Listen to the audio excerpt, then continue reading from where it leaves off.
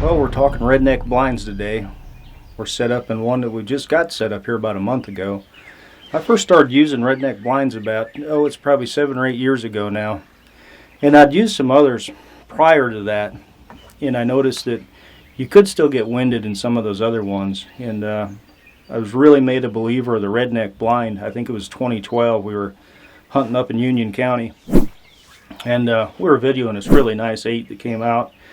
And he worked all around us, but he was always upwind.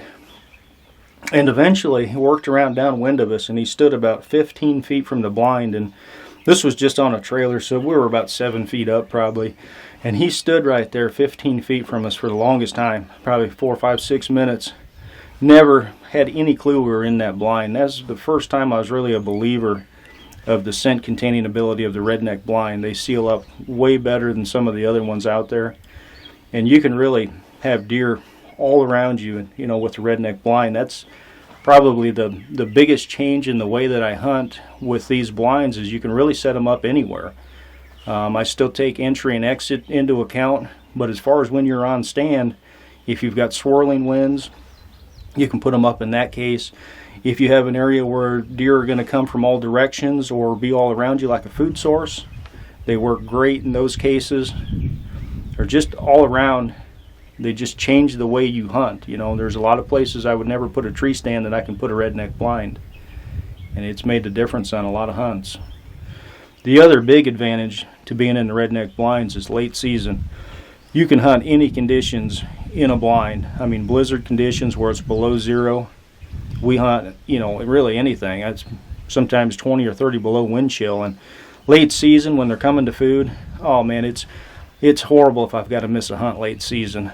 It's probably my favorite time to hunt now. I mean, we all love to rut as well, but late season's so much fun, and this affords you to be able to hunt in any conditions. I mean, tree stand and 20 below wind chills with that wind hitting you, you just can't sit in that, a whole afternoon. So it really affords you more time to be out. I've had several successful hunts out of the redneck blinds. The most recent is the crabs buck. And I really feel confident in saying I would not have got a second shot at that buck had it not been for being in the blind. It just muffled the noise at that first shot. He had no idea we were in that blind. He reacted to the sound of that arrow hitting, and I got my second shot and made a nice shot at him second time. But I really feel like I would not have got that buck had I not been in the blind and just muffled the noise of the shot. So if you haven't given the redneck blind a try yet, you've got to do it and see how it improves your odds, and you can hunt places you would never try before.